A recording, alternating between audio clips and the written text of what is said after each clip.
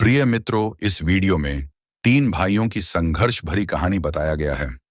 इस कहानी में बड़े भाई जमींदार होते हुए भी क्रूर और लालची था, तथा मंजिलें भाई नौकरी करने के बावजूद भी अपने ही छोटे भाई के जमीन को हथियाने का सोच रखता था।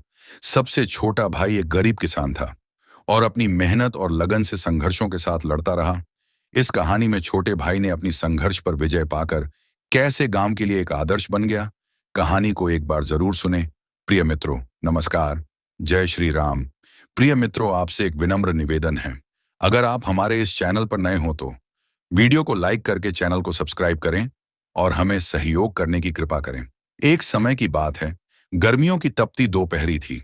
सूरज आग उगल रहा था और खेतों में काम कर रहे किसान पसीने से तरबतर थे। उसी गांव में तीन भाई रहते थे, रघुनाथ, मधुसूदन और श्याम। तीनों एक ही परिवार से थे, परंतु स्वभाव और परिस्थितियों में बिल्कुल अलग थे। रघुनाथ सबसे बड़ा भाई गांव का प्रसिद्ध जमींदार था।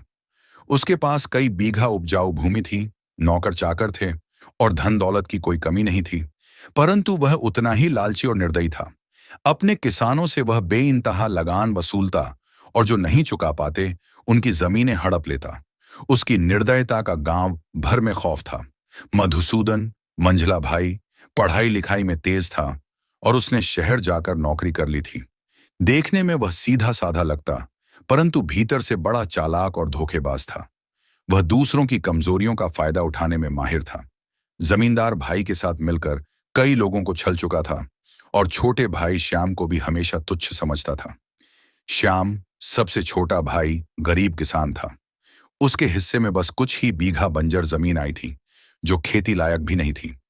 परंतु वह मेहनती और ईमानदार था। वह दिन रात कठोर परिश्रम करता, लेकिन फिर भी उसकी फसल मुश्किल से घर का खर्च चला पाती। रघुनाथ ने कई बार उसे अपनी जमीन बेचने के लिए मजबूर किया, लेकिन श्याम ने कभी हार नहीं मानी। उसे अपनी मेहनत पर भरोसा था। एक दिन श्याम की जिंदगी संघर्षों से भरी थी। उसकी जमीन ऊबड़ खाबड़ और बंजर थी, जिस पर खेती करना आसान नहीं था। हर साल बारिश ठीक से न होने के कारण उसकी फसल कमजोर रह जाती थी। फिर भी वह हार मानने वालों में से नहीं था। रोज सुबह सूरज उगने से पहले ही खेत में पहुंच जाता और अंधेरा होने तक काम करता। उसकी मेहनत देखकर गांव के कुछ लोग उसकी तारीफ करते तो कुछ उसका मजाक उड़ाते। रघुनाथ अपने छोटे भाई की मेहनत को देखता तो जल उठता। उसे यह कतई पसंद नहीं था कि श्याम अपनी जमीन पर खुद खेती करे और आत्मनिर्भर बने। उसे उम्मीद थी कि गरीबी और तकलीफों से हार कर श्याम एक दिन उसकी शर्तें मान लेगा और अपनी जमीन बेच देगा। लेकिन जब ऐसा नहीं हुआ तो उसने अपने खेतों से बहने वाली पानी की नहर श्याम की जमीन तक पहुंचने से रोक दी। श्याम की जमीन पहले से ही सूखी थी, ऊपर से पानी भी बंद हो गया तो उसकी फसल बर्बाद होने लगी। उसने बड़े भाई से पानी देने की विनती की, लेकिन रघुनाथ हंसा और बोला, तू अपनी जमीन मुझे बेच दे, फिर चाहे जितना भी पानी ले लेना। श्याम के लिए यह असंभव था। वह अपने पूर्वजों की जमीन को छोड़ना नहीं चाहता था। मजबूरन उसने गांव के दूसरे किसानों से मदद मांगी। कुछ ने दया करके उसे पानी दिया, लेकिन बाकी लोग रघुनाथ के डर से कुछ नहीं बोले। इधर मधुसूदन, जो शहर में नौकरी करता था, जब भी गांव आता अपनी संपन्नता का दिखावा करता। उसकी पत्नी और बच्चे भी श्याम की पत्नी और बच्चों को तुच्छ समझते। मधुसूदन ऊपर से मीठी बातें करता, लेकिन उसके मन में श्याम के लिए कोई सहानुभूति नहीं थी।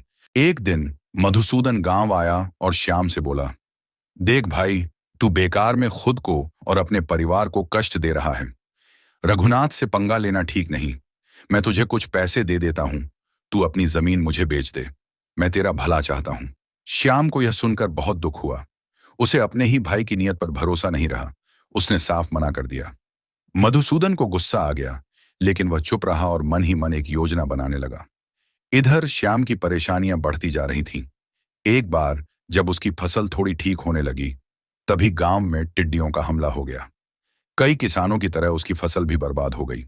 घर में अनाज खत्म होने लगा। बच्चों के पेट भरने के लिए मुश्किल होने लगी। श्याम की पत्नी बोली, क्यों ना हम रघुनाथ या मधुसूदन से कुछ मदद मांग लें। लेकिन श्याम ने इनकार कर दिया। उसने कहा, मैं मेहनत करूंगा, लेकिन अपने लालची भाइयों के आगे हाथ नहीं फैलाऊंगा। अब रघुनाथ और मधुसूदन दोनों ने मिलकर श्याम को नीचा दिखाने का फैसला किया। रघुनाथ ने गांव के मुखिया से कहकर श्याम पर झूठा कर्ज लादने की कोशिश की, जबकि मधुसूदन ने गांव के कुछ लोगों को बहकाना शुरू कर दिया कि श्याम की जमीन हड़पने से गांव का फायदा होगा, क्योंकि वह उसकी सही देखभाल नहीं कर पा रहा। एक दिन जब श्याम अपने खेत में काम कर रहा था, तभी गांव के कुछ लोग आए और बोले, तू जमीन छोड़ दे, हम चाहते हैं कि यह किसी काबिल आदमी के हाथ में जाए। श्याम को यह सुनकर गहरा आघात लगा। उसने सोचा, अब तो अपने ही लोग मेरे खिलाफ हो गए हैं। लेकिन वह टस से मस नहीं हुआ। उसने ठान लिया कि चाहे जो भी हो, वह अपनी जमीन नहीं छोड़ेगा। लेकिन तभी एक और मुसीबत आ गई। श्याम की पत्नी अचानक बीमार पड़ गई। उसके इलाज के लिए पैसे नहीं थे। गांव के वैद्य से दवा लेने गया, लेकिन वैद्य ने कहा, तुझे पहले अपना पिछला उधार चुकाना होगा, तभी मैं दवा दूंगा। श्याम हताश हो गया। अब उसके पास दो ही रास्ते थे, या तो वह अपनी जमीन बेच दे या फिर अपनी पत्नी की जान को खतरे में डाल दे। उसे समझ नहीं आ रहा था कि अब क्या करे। वह अकेला बैठकर अपनी किस्मत को कोसने लगा। और तभी श्याम अपने खेत की मेड़ पर बैठा था। उसकी आंखों में चिंता साफ झलक रही थी। पत्नी की तबीयत बिगड़ती जा रही थी। बच्चों की भूख से रोने की आवाजें उसका दिल चीर रही थीं। और ऊपर से दोनों भाई उसकी जमीन हड़पने के लिए साजिशें कर रहे थे। लेकिन श्याम की हिम्मत अभी भी टूटी नहीं थी। उसने फैसला किया कि वह अपनी पत्नी का इलाज करवाएगा, लेकिन जमीन नहीं बेचेगा। वह गांव के एक पुराने मित्र रामलाल के पास गया, जो एक ईमानदार और दयालु किसान था। रामलाल भाई, मेरी पत्नी बहुत बीमार है, मुझे कुछ पैसों की जरूरत है, क्या तुम मेरी मदद कर सकते हो? रामलाल ने श्याम की हालत देखी और उसे कुछ पैसे उधार दे दिए। श्याम तुरंत वैद्य के पास गया और दवा लेकर घर आया। पत्नी की हालत धीरे धीरे सुधरने लगी, लेकिन संकट अभी टला नहीं था। रघुनाथ को जब पता चला कि श्याम ने रामलाल से पैसे उधार लिए हैं, तो वह आगा बुला हो गया। उसे यह सहन नहीं हो रहा था कि श्याम बिना उसकी मदद लिए अपनी परेशानियों से बाहर निकलने की कोशिश कर रहा था। उसने तुरंत अपने आदमियों को भेजकर रामलाल को धमकाया, अगर तूने फिर से श्याम की मदद की तो मैं तेरी जमीन भी छीन लूंगा। डर के मारे रामलाल ने श्याम से दूरी बना ली। श्याम को यह समझते देर नहीं लगी कि अब उसके पास कोई सहारा नहीं था, लेकिन उसने हार नहीं मानी। श्याम ने इस बार कड़ी मेहनत करके अपनी जमीन में एक अच्छी फसल उगाई थी। उसे उम्मीद थी कि इस बार मेहनत रंग लाएगी और वह अपनी गरीबी से उबर सकेगा। लेकिन किस्मत को कुछ और ही मंजूर था। रात को घने बादल छा गए और तेज बारिश शुरू हो गई। देखते ही देखते खेतों में पानी भर गया। सुबह तक श्याम की पूरी फसल बर्बाद हो चुकी थी। श्याम ने जब अपनी फसल को नष्ट हुआ देखा तो उसका दिल बैठ गया। उसकी आंखों से आंसू बह निकले। वह घुटनों के बल बैठ गया और जमीन को मुट्ठी में पकड़कर बोला, हे भगवान, मेरी मेहनत का यह अंजाम क्यों? श्याम की हालत देखकर मधुसूदन को भी अवसर नजर आ गया। उसने सोचा कि अब श्याम टूट चुका होगा और जमीन बेचने के लिए मजबूर हो जाएगा। वह तुरंत गांव आया और मीठी बातों में लपेटकर श्याम से कहा, देख भाई, मैं तेरा भला चाहता हूं। इस जमीन पर तेरा कोई भला नहीं होगा। तू इसे मुझे बेच दे, मैं तुझे शहर में नौकरी दिलवा दूंगा। तेरी बीवी और बच्चों को अच्छी जिंदगी मिलेगी। लेकिन श्याम ने आंखों में आंसू लिए हुए भी दृढ़ स्वर में कहा, मैं अपनी जमीन नहीं बेचूंगा। ये मेरी पहचान है, मेरे पुरखों की निशानी है। चाहे भूखा मर जाऊं, लेकिन इसे छोड़ूंगा नहीं। मधुसूदन को यह सुनकर गुस्सा आ गया, लेकिन उसने कोई प्रतिक्रिया नहीं दी। उसने मन ही मन ठान लिया कि अब श्याम को किसी भी हालत में मजबूर करना होगा। रघुनाथ और मधुसूदन ने मिलकर पंचायत में यह झूठ फैलाना शुरू कर दिया कि श्याम ने गांव के कई लोगों से पैसे उधार लिए हैं और अब वह उन्हें लौटाने से भाग रहा है। पंचायत बुलाई गई और श्याम को बुलाया गया। गांव के मुखिया ने कड़क आवाज में कहा, श्याम, तूने गांव वालों का बहुत सारा पैसा लिया है, लेकिन तुझे उसे लौटाने की कोई चिंता नहीं है। श्याम हैरान रह गया। उसने सफाई दी, मैंने सिर्फ रामलाल से कुछ पैसे उधार लिए थे, लेकिन बाकी किसी से नहीं। रघुनाथ ने झूठी सहानुभूति दिखाते हुए कहा, भाई, अगर तुझे कर्ज चुकाने में दिक्कत हो रही है तो अपनी जमीन बेच दे। इससे तेरा कर्ज भी उतर जाएगा और तुझे परेशानी भी नहीं होगी। लेकिन श्याम समझ गया कि यह सब एक साजिश है। उसने पंचायत के सामने कसम खाकर कहा, मैंने कोई और कर्ज नहीं लिया, ये सब मेरे भाइयों की चाल है। लेकिन कोई उसकी बात मानने को तैयार नहीं था। अब पंचायत ने फैसला सुनाया कि अगर श्याम कर्ज नहीं चुका सकता तो उसे अपनी जमीन किसी को बेचनी होगी। अब श्याम के पास कोई विकल्प नहीं बचा था। उसकी आंखों में आंसू थे, लेकिन वह अभी भी हार मानने को तैयार नहीं था। उसने मन ही मन सोचा, मैंने पूरी जिंदगी ईमानदारी और मेहनत से जी है, क्या मेरा संघर्ष बेकार चला जाएगा?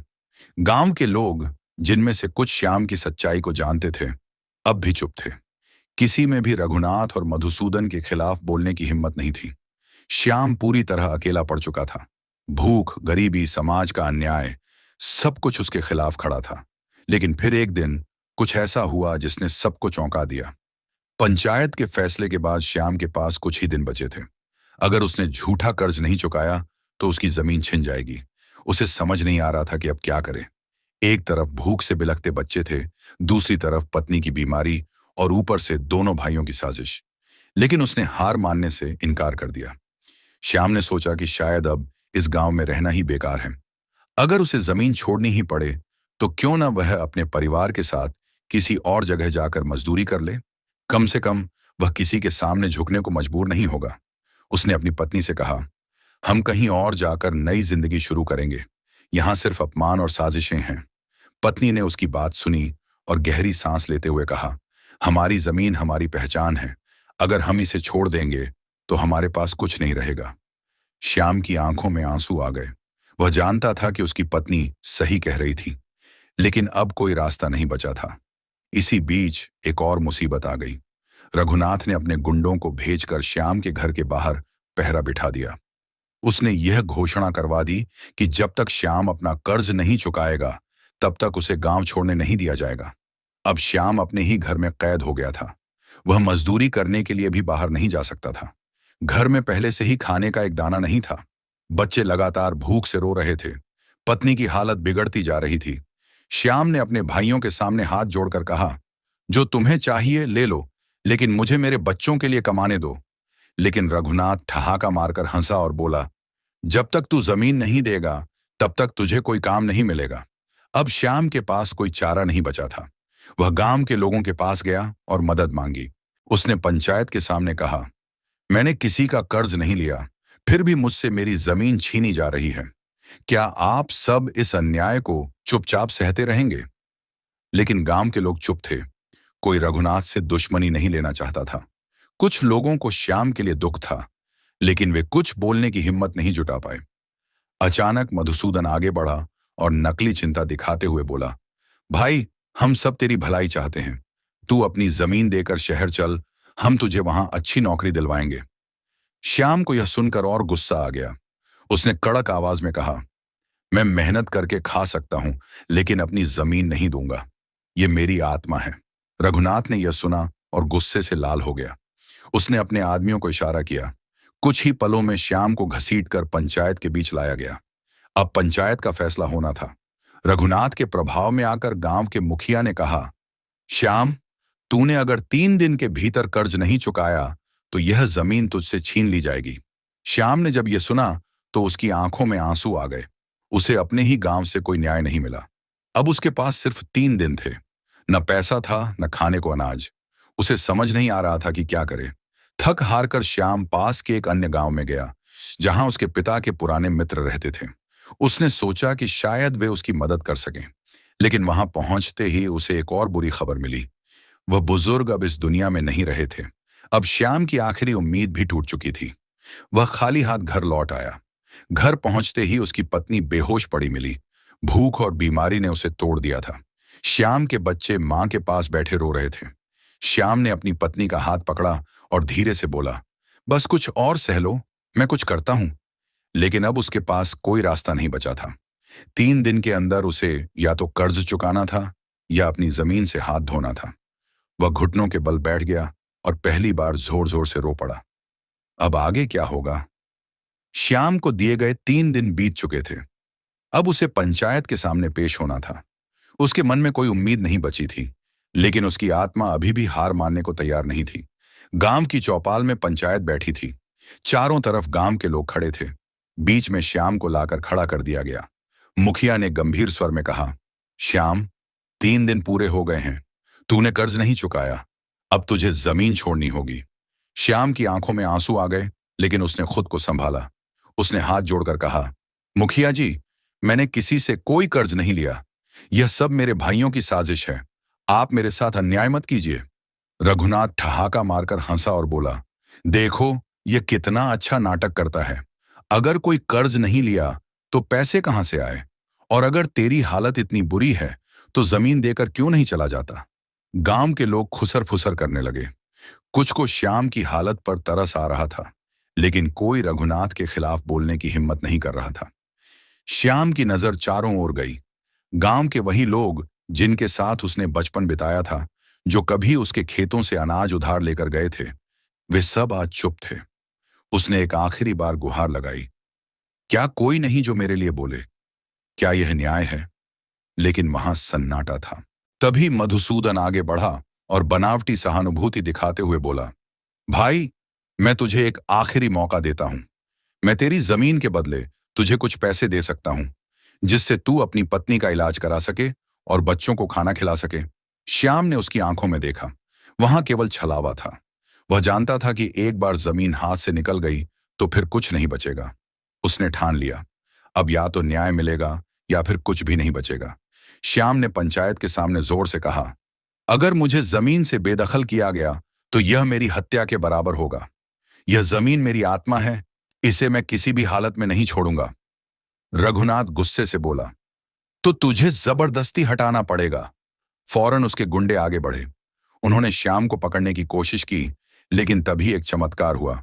गांव के कुछ गरीब किसान जो अब तक चुप थे, आगे बढ़ाए। रामलाल, जिसे रघुनाथ ने धमकाया था, अचानक भीड़ से निकला और जोर से बोला, श्याम के साथ अन्याय नहीं होने देंगे। धीरे धीरे और भी गरीब किसान उसके साथ खड़े हो गए। वे सब जानते थे कि अगर आज श्याम की जमीन छीन ली गई तो कल उनकी बारी होगी। रघुनाथ यह देखकर गुस्से में तिलमिला गया। उसने अपने गुंडों को आदेश दिया, इन सबको सबक सिखाओ। गुंडे आगे बढ़े, लेकिन अब पूरा गांव जाग चुका था। गरीब किसानों ने एकजुट होकर लाठियां उठा लीं और गुंडों को खदेड़ दिया। अब तक गांव के और लोग भी इस अन्याय के खिलाफ खड़े हो चुके थे। मुखिया, जो अब तक रघुनाथ के प्रभाव में था, डर गया। उसने घबराते हुए कहा, यह पंचायत इस फैसले को रद्द करती है। श्याम अपनी जमीन नहीं देगा। श्याम की आंखों में आंसू थे, लेकिन इस बार ये खुशी के आंसू थे। उसे समझ आ गया था कि संघर्ष कितना भी कठिन क्यों ना हो, सच्चाई और मेहनत का फल कभी ना कभी जरूर मिलता है। गांव में जब किसानों ने श्याम का साथ दिया और पंचायत का फैसला पलट गया, तो रघुनाथ और मधुसूदन के चेहरे पर हवाइयां उड़ने लगीं। वे सोच भी नहीं सकते थे कि गरीब किसान उनके खिलाफ खड़े हो जाएंगे। रघुनाथ ने गुस्से में पंचायत को धमकाया, यह अन्याय है, यह मेरी जमीन है, मैं इसे नहीं छोड़ूंगा। तभी गांव के एक बुजुर्ग, जो अब तक चुप थे, आगे आए और बोले, रघुनाथ, तेरा झूठ अब नहीं चलेगा।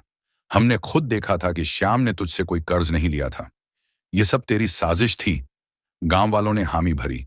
रामलाल आगे आया और बोला, हम जानते हैं कि तूने पंचायत को खरीदा था, लेकिन अब यह अन्याय और नहीं चलेगा। मुखिया, जो अब तक रघुनाथ के प्रभाव में था, घबराया और बोला, अगर यह सच है तो रघुनाथ को अपनी गलती माननी होगी।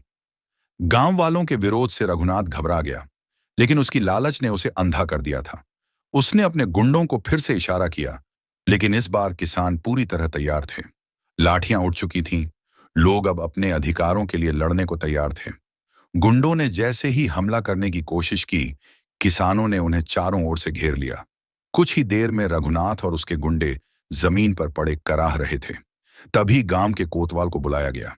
श्याम ने आगे बढ़कर कहा, कोतवाल जी, यह आदमी सिर्फ मेरी जमीन पर कब्जा करना नहीं चाहता था, बल्कि पूरे गांव को अपना गुलाम बनाना चाहता था। इसे इसकी करनी की सजा मिलनी चाहिए। कोतवाल ने पूरी बात सुनी और रघुनाथ को गिरफ्तार कर लिया। उसके खिलाफ जमीन हड़पने, गुंडागर्दी और पंचायत में धांधली करने के आरोप लगे। मधुसूदन, जो अब तक चुपचाप खड़ा था, अचानक बोला, भाइयों, मैं तो बस तुम्हारी भलाई चाहता था। मैं चाहता था कि श्याम को पैसे मिल जाएं और वह अपने परिवार के साथ सुखी रहे। श्याम ने उसकी आंखों में देखा और कहा, सच बताओ मधुसूदन, क्या तुम सच में मेरी भलाई चाहते थे या फिर तुम भी लालच के जाल में फंस गए थे? गांव के कुछ लोगों ने मधुसूदन को घेर लिया और कहा, अगर तुझे वाकई श्याम की चिंता होती तो तू उसकी मदद करता, न कि उसकी जमीन छीनने की कोशिश करता। तभी एक और सच सामने आया। गांव के एक बुजुर्ग किसान ने बताया कि मधुसूदन ने भी रघुनाथ के साथ मिलकर जमींदारी में हिस्सा पाने के लिए यह साजिश रची थी। अब मधुसूदन का भी पर्दाफाश हो चुका था। गांव वालों ने उसे भी कोतवाल के हवाले कर दिया। अब श्याम की आंखों में खुशी के आंसू थे। उसकी मेहनत, ईमानदारी और संघर्ष ने उसे न्याय दिलाया था। उसकी जमीन बच गई थी और गांव में उसे सम्मान मिला था। कुछ दिन बाद गांव के लोग श्याम के पास आए और बोले, तू अब सिर्फ किसान नहीं बल्कि हमारे नेता भी हैं। तू हमें सिखा कि अन्याय के खिलाफ कैसे लड़ना चाहिए। श्याम ने मुस्कुराते हुए कहा, नेता बनने से ज्यादा जरूरी है कि हम सब मिलकर अपनी मेहनत और ईमानदारी से अपना जीवन सुधारें। अगर हम एकजुट रहें तो कोई जमींदार या धोखेबाज हमें नुकसान नहीं पहुंचा सकता। रघुनाथ और मधुसूदन को उनकी करनी की सजा मिल गई। एक लालच में अंधा था, दूसरा छल कपट से खेल रहा था, लेकिन आखिर में दोनों को न्याय ने घेर लिया। वहीं श्याम, जिसने सच्चाई और मेहनत का दामन कभी नहीं छोड़ा, अब गांव का सबसे सम्मानित व्यक्ति बन गया। उसका संघर्ष रंग लाया और उसने पूरे गांव को यह सीख दी कि सत्य और ईमानदारी की राह कठिन हो सकती है, लेकिन अंत में जीत उसी की होती है जो सच्चाई पर चलता है।